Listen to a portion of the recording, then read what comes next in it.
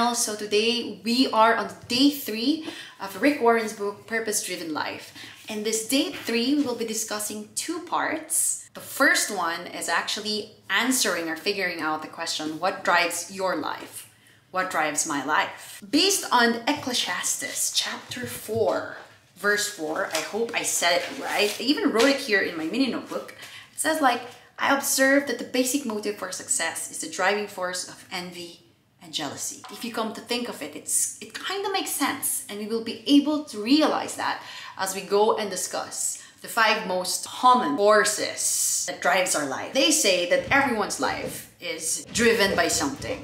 Something like makes us get up every day. Something is there that would make us do the things that we do. There's always reason in it. And they say that drive would means to guide, to control, or to direct. In our life, there is something that causes us to do the things that we do, to decide, or let's say to choose the things that we choose. So they're saying that there are 5 most common. First is guilt. There are people who are driven by guilt, meaning they have those regrets, the feeling of shame, and their life is being manipulated by memories. It's basically allowing the past to control our present and eventually our future. It's like when we let our past control us, it makes us wandering through life without purpose. It also says that we are products of our past, but we don't have to be prisoners of it. God's purpose is not limited by our past. God specializes in giving people a fresh start. Even though we know that God doesn't love us any less because of the mistakes that we did in the past, but somehow it stops us from receiving the blessings that God stored for us. Because we kept on feeling that guilt, that we don't deserve it. You should actually learn to forgive yourself for the past mistakes that you did and just move forward so that you can always give your best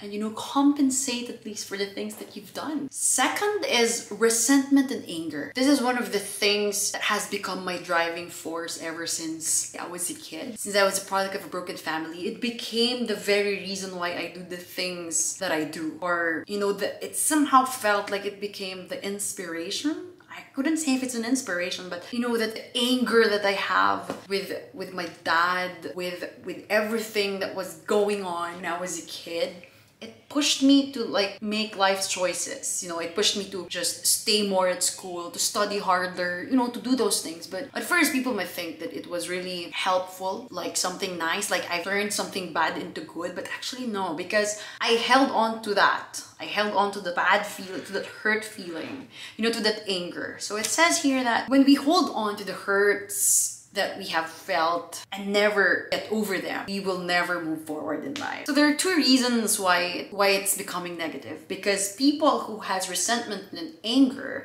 it's either they clump up so that they can internalize the pain or the anger that they have and just blow it up with other people. I think I'm more of I blew it off with other people. I have small patience.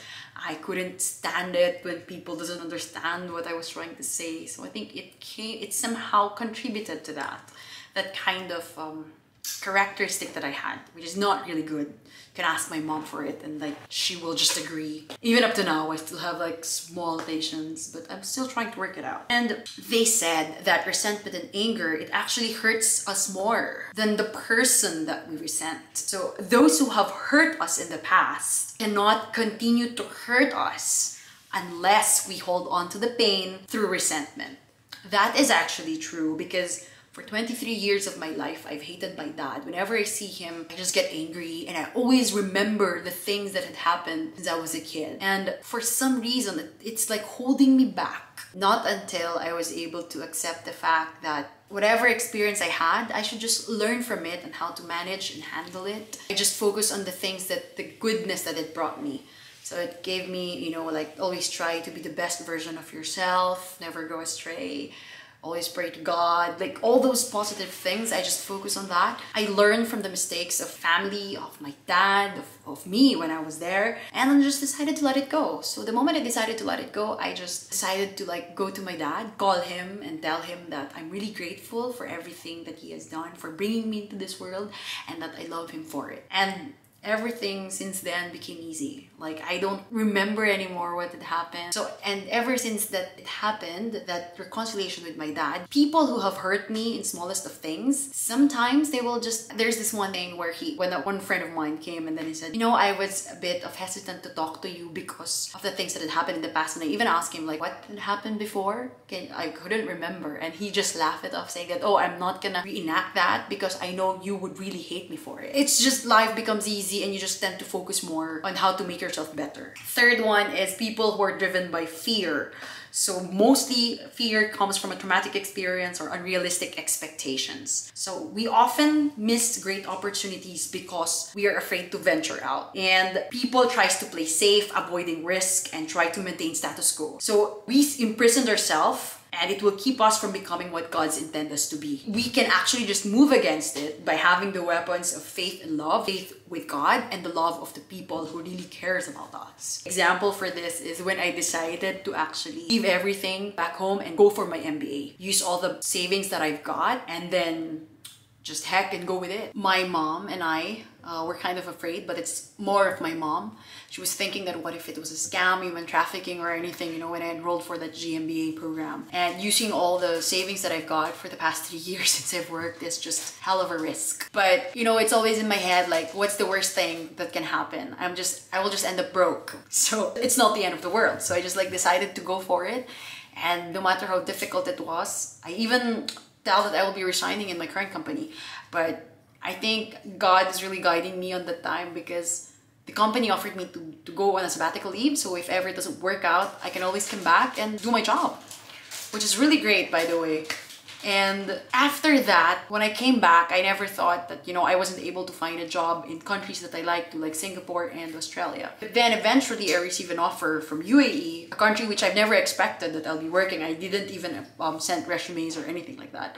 But a company called me because of the school's affiliation. And out of the 4 individuals who applied, I was able to get in. And ever since, another leap of faith, I took the job. Even though it would mean that I will be away from my family, from my mom, which I really miss, by the way, right now. And because of that, I was able to come here. I was able to earn more. I was able to pay off whatever I've borrowed for my schooling. And I was able to travel to a lot of countries. But most especially, I was able to provide for my mom and for my sister, you know, just to give them the best that I could give them. And it was possible because I overcome the fear of failure. And I accepted the fact that if it doesn't work out, I don't care what others will say. So just trusting that as long as you're doing the right thing and you keep your faith, I think you will just know if you just have to go for it. You just have to trust your gut sometimes. And of course, you have to keep the faith, God. So number 4 that drives people is actually materialism. So it's actually the desire to acquire